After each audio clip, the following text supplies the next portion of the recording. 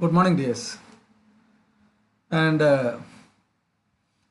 after the peptic ulcer disorder, next cause of peptic ulcer disease is regarding the drugs. Such class of drugs are commonly known as NSAIDs, that is NSAIDs, that is non-steroidal anti-inflammatory drugs. These drugs are commonly used, commonly abused by so many people in different areas with a wide range abuse of such drugs that leads to mucosal damage, and these drugs are otherwise known as analgesics or painkillers.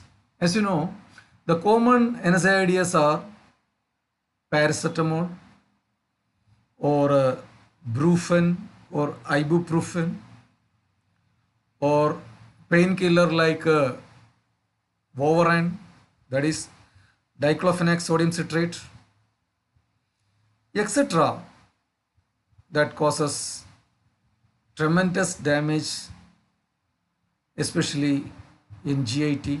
Not only in GIT, it can affect multi systems, but here specifically it affects the mucosa of the GIT, especially the stomach, and thereby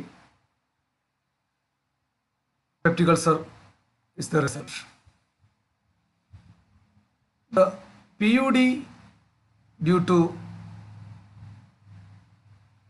NSAIDs are otherwise known as drug-induced peptic ulcers.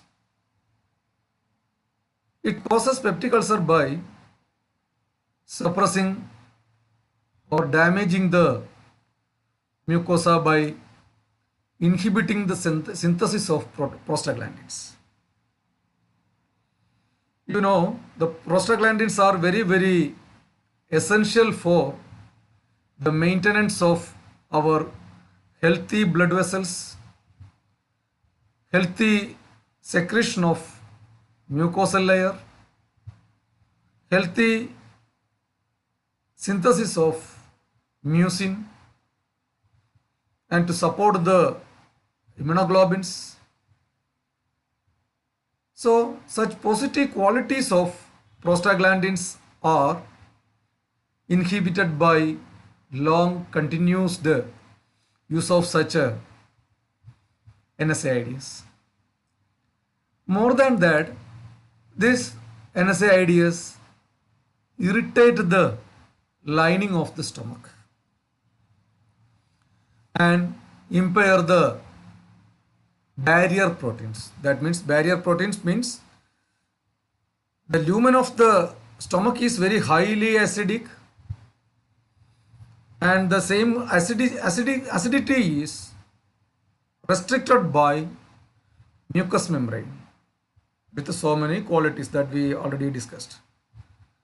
To support the mucous membrane, specific proteins plays great important role as a very strong barrier.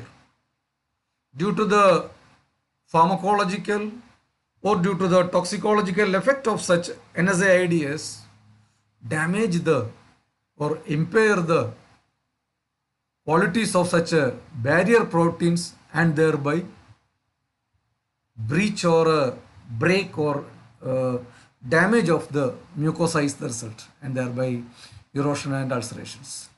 So, NSAIDs damage the microcirculations and prostaglandins and thereby interfere in the formation of gastric mucus layer and secretion of bicarbonate.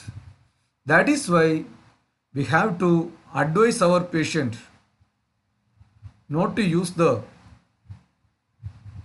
drugs, especially NSAIDs or other antibiotics or other steroids, without any valid prescription from a recognized medical practitioner. You know that most of the elderly personalities are under threat of coronary artery disease or a stroke or hypertension. In such condition, they may, in a culture of continuing the anticoagulant medications like aspirin or ASA. So once the prescription made for the ASA or aspirin or something like that anticoagulant may be continued for a long period without further consultation of their doctors,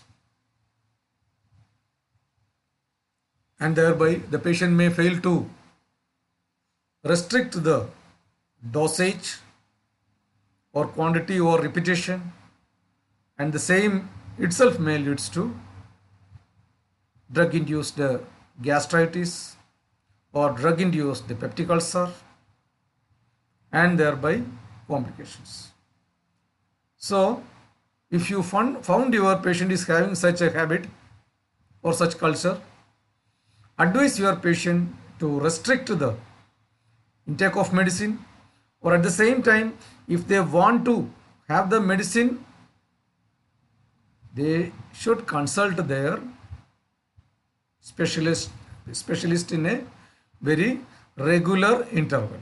Otherwise, the drug will act as a toxic to them. Okay, thank you for watching. The next can be studied in another class. Okay, bye. See you.